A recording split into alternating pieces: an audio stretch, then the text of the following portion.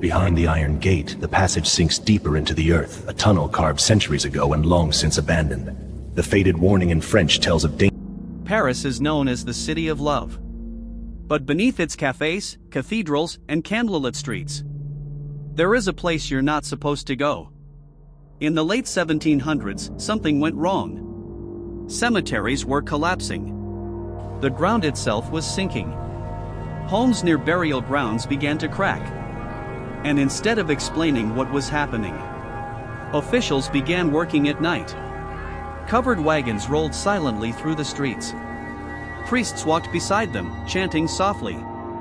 No announcements. No public gatherings. No records that made sense.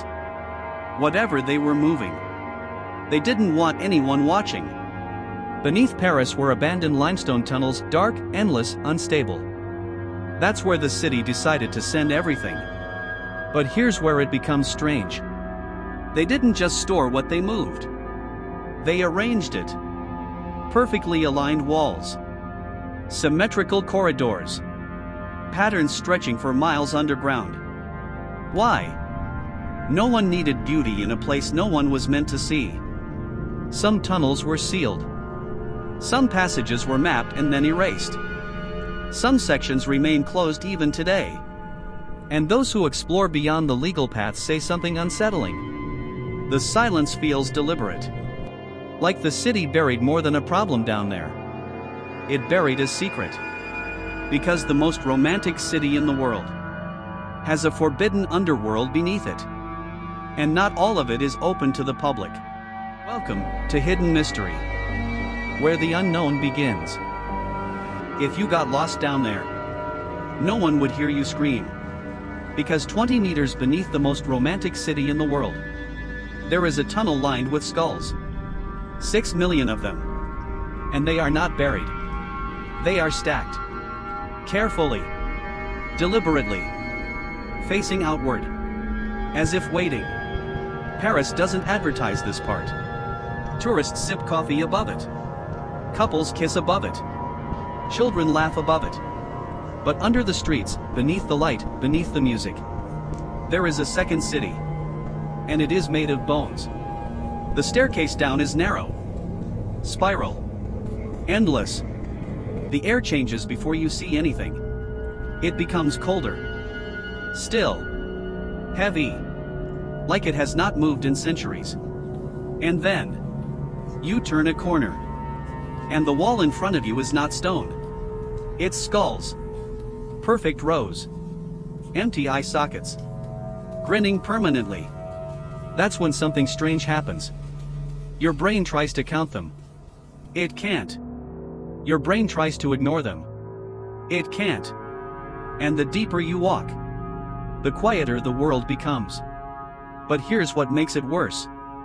These bones weren't ancient battlefield remains. They weren't victims of some long-forgotten war. They were ordinary Parisians. Shopkeepers. Children. Families. In the 1700s, Paris was drowning in its own dead. Cemeteries overflowed. Graves burst open. Bodies were buried so tightly that the ground literally rose. Then one night, after heavy rain, a basement wall collapsed. And human remains spilled into someone's home. That was the moment everything changed. Because when death starts entering the living room, you can't ignore it anymore. So the city made a decision. If there was no room for the dead above ground, they would move them below. But here's what most people don't realize. The tunnels were already there. For centuries, limestone had been carved out beneath Paris to build cathedrals and palaces. What remained was a dark, unstable maze stretching for miles. Imagine discovering a hollow city beneath your city. Now imagine filling it with bones. At first, workers dumped the remains in piles. Just heaps of skulls and femurs in the dark. But then someone had an idea. If this underground graveyard was going to exist, it would be organized. That's when the designs began. Femurs stacked into solid walls. Skulls arranged in decorative patterns. Columns made of bones. Heart shapes made of skulls. Beautiful. Symmetrical. Intentional. And that's what makes it disturbing. Because chaos is easier to process than design. Design means someone stood there and chose how the dead would be displayed. But the catacombs weren't finished growing. During the French Revolution, executions filled Paris. Above ground, crowds cheered as blades fell. Below ground, the tunnels grew crowded. Thousands more joined the silence. And then something else happened. People began getting lost. The tunnels stretch over 200 miles. Only a small section is open to the public. The rest? Unmapped in places. Unstable in others. Identical corridors that twist and split without warning. In 1793, a man named Philibert Despert entered the tunnels with a single candle. He never came out. His body was discovered 11 years later. Only a few meters from an exit. Think about that. He was close enough to freedom to almost touch it. But in total darkness. Almost doesn't matter. Now imagine your light going out down there. No phone signal. No natural sound. No sense of direction. Just stone. Silence. And walls made of skulls. And that's only the official history. Because in 2004, something happened that police still don't fully explain. Officers entered a restricted part of the catacombs after reports of strange activity. Deep inside, they found a fully built underground cinema. Projectors. Large screen. Electricity tapped from the city above. Chairs arranged neatly. Even a bar. Someone had been living comfortably beneath Paris. When police returned days later, everything was gone. Removed. No equipment. No trace. Just a single note left behind. Do not try to find us. Who built it? How long had they been there? How deep does the tunnel system really go? No official answers were given. And here's where it gets psychological. The catacombs don't need ghosts to be terrifying. They don't need shadows moving. Or whispers in the dark.